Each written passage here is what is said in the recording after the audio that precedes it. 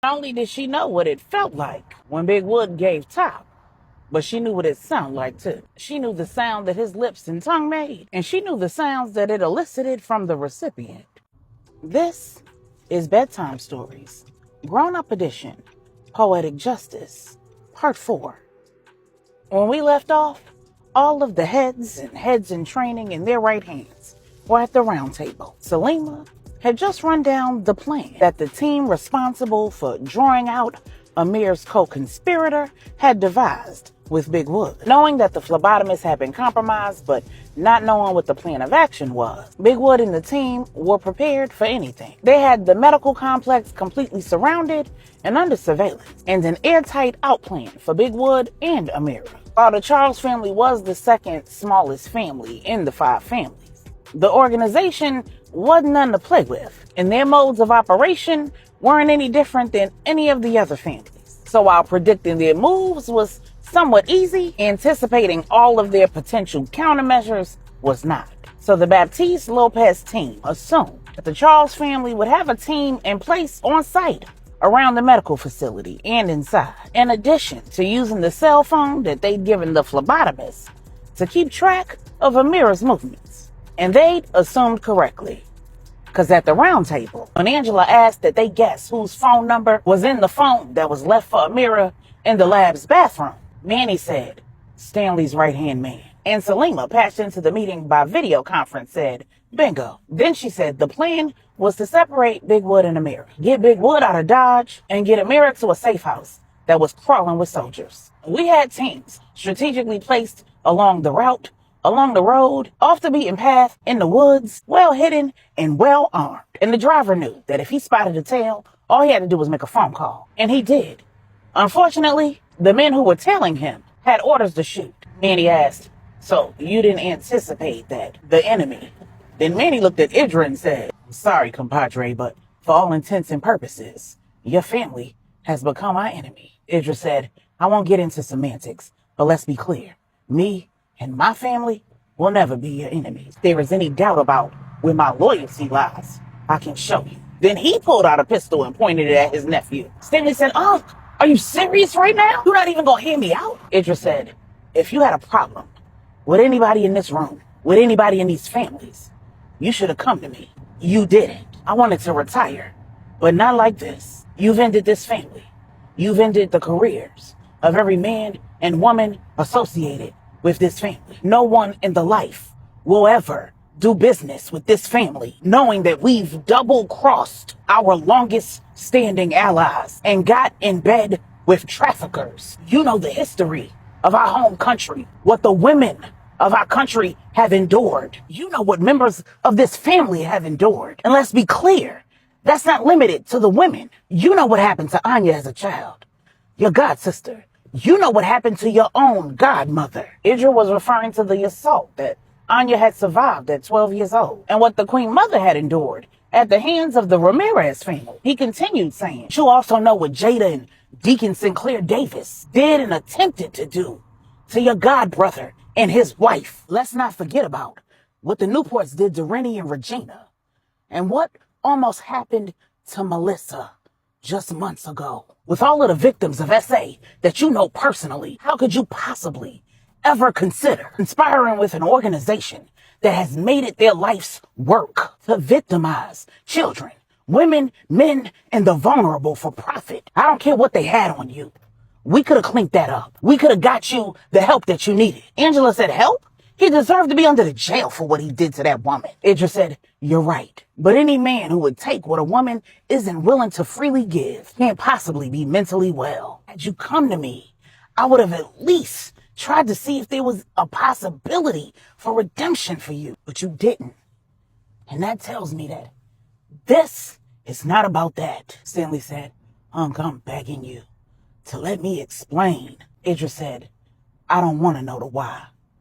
I want to know the how, because I'm going to have to look your mother in the eye and explain to her why her only child is dead. Meanwhile, on the big screen, Salima leaned out of the frame. Her video was muted, and that caught Angela's attention. She looked at LJ, and he stepped out of the room. Then she turned back to Idra and said, oh, the how is coming, but I'm going to need you to holster that pistol. Idra complied, and Everybody's attention went back to the screen.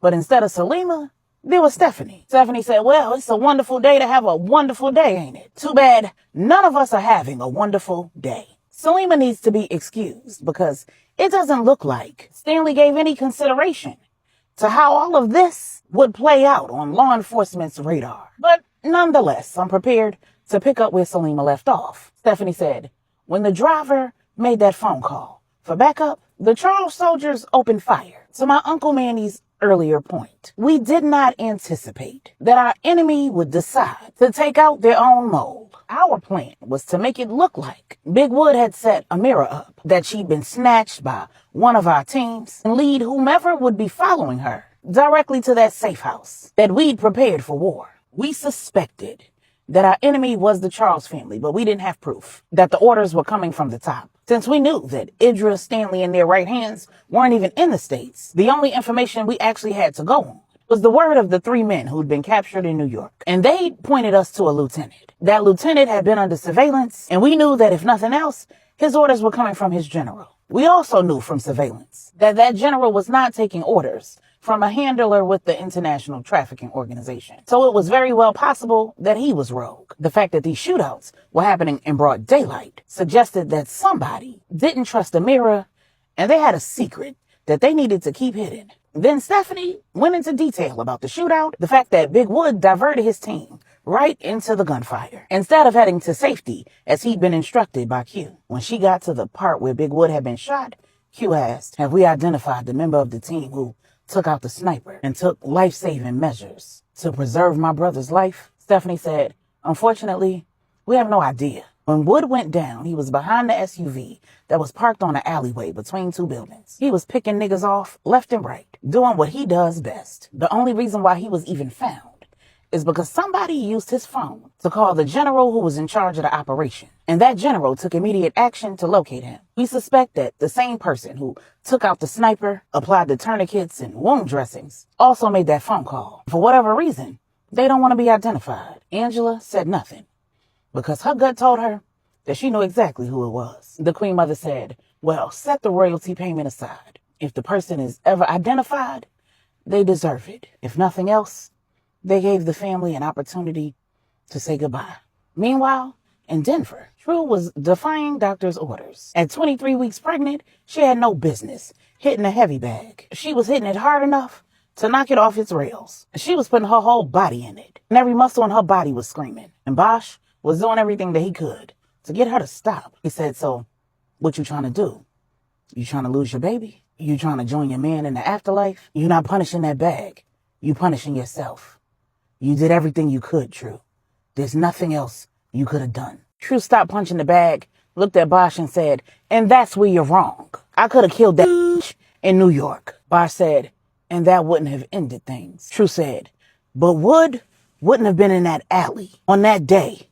At that time, he wouldn't have took 3 bullets. We would have found another way. And then she lost it. And Bosch barely caught her before she collapsed. He lowered her to the floor and just held her while she cried and raged. When her screams dissolved into sobs, Bosch asked, what you want me to do, boss? What you want to do? You want to go back home? She said, I don't have a home. My home is gone. We were supposed to build our house in Bali, get married. Every man I've ever loved, every man that's ever loved me is gone. And I don't want to do this. I don't want to be in this life. I don't even want to live. Bosch said, okay, now, you're going too far. That's enough. You want out of the life? I'm sure that can be arranged. But you gotta live. You got that man's only son in your womb. You gotta live for him. That man saved my life. You told me that he saved yours. I can't even count the number of other people I know whose lives he saved. You can't die. You can't let his son die. Dishonor him and his legacy like that. You gotta find a reason to live, True. This is why I told you should have went back to Dallas for that memorial service. You need closure, and you're not gonna get it here. True said, I couldn't do it. I couldn't look at all those other people grieving him.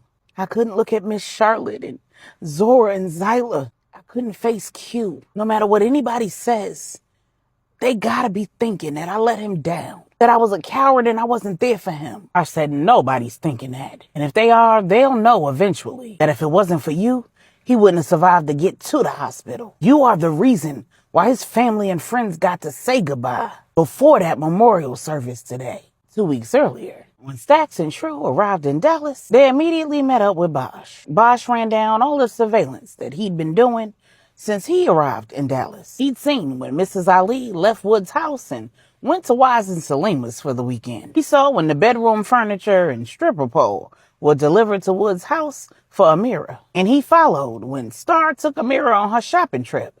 He hung back, though, because he'd seen that Amira had a tail already. And the fact that hearing all those details pissed True clean off did not matter to Bosch one bit, because he ran it all down. But Stacks was pissed, because instead of resting after a long day of traveling, True wanted a bird's eye view of the happenings at Big Wood's house. And Stacks had no choice but to oblige. Bosch took them to his crammed, uncomfortable hiding spot and handed True a pair of binoculars. And then they sat there for hours, until Big Wood showed up at 2 a.m., stumbling into his house, fumbling with his keys, and appearing drunk as hell. True said, oh, this nigga playing it up. Stacks said, you already know it's a part of the plan. Don't trip. True said, yeah, all right. Then she pulled up something on her phone, and when Stacks and Bosch looked over, they realized that True had tapped into the surveillance system inside the house. Stacks said, how the hell did you get your hands on that? True said, my benefactor. When Angela told True all about the plan that Big Wood would be executing to get all of the information out of Amira, True was adamant that the only way she would stay put was if Angela provided her with access to the surveillance system. And Angela came through. She called the Queen Mother, told the Queen Mother what she needed. The Queen Mother provided her with the access, and she provided it to True. True was fuming when she watched Big Wood scarfing down the nasty-looking food that Amira had prepared. And she was ready to blow her top when she saw Amira giving Big Wood brain. True said, she can't even get a quarter of it in her mouth. He over there humming and hawing like this the best neck he ever had. Stacks and Bosch fell out laughing. True said, what the hell is funny? Did I tell a joke? And both men pulled themselves together, because they did not want to be on the other side of hormonal pregnant wrath. Then True watched as they took the show to the bedroom, and both men were relieved to discover that there were no cameras in it. Stacks said, yeah, I think we should call it a night. You have access to the cameras. We didn't even need to be here at all. Are you thinking clearly? True said, yes, I am. There are shooters on the first level of the house to the left in the living room and the house to the right in the bedroom. There's a shooter with a scope coming out of the attic of the house on the left, and 2 in the upstairs of the house on the right. 1 in the left bedroom window and 1 on the right. There's also a shooter on the roof of this building. And if you hurry, you can catch the woman who just entered this building. She's on her way up. Stacks just smirked and Bosch headed to the hallway to intercept the woman. Bosch removed his shirt and headed out into the hall. When the woman rounded the corner, all she saw was muscles, a white tee, and 2 holstered pistols, layered over light skin and the darkest eyes she'd ever seen in her life. She said, why are you here? Bosch said, I could ask you the same thing. The woman said, sir, this building is not open to the public. Bosch said, it's a good thing I'm not the public then. And you don't look like a security guard. So why are you here? The woman said, I was alerted to unusual activity in this building and sent to see what exactly was going on. Bosch said, sent by who? The woman said, the building owners. Bosch said, and what did they tell you to do? If you came over here and ran smack dab into an armed man. And before the woman could clear the pistol on her own hip, she was looking down the barrel of Bosch's, and she didn't even flinch. She said, who sent you? And he said, the truth. Hearing that, she said, that's all you had to say. You ain't have to play this whole little game.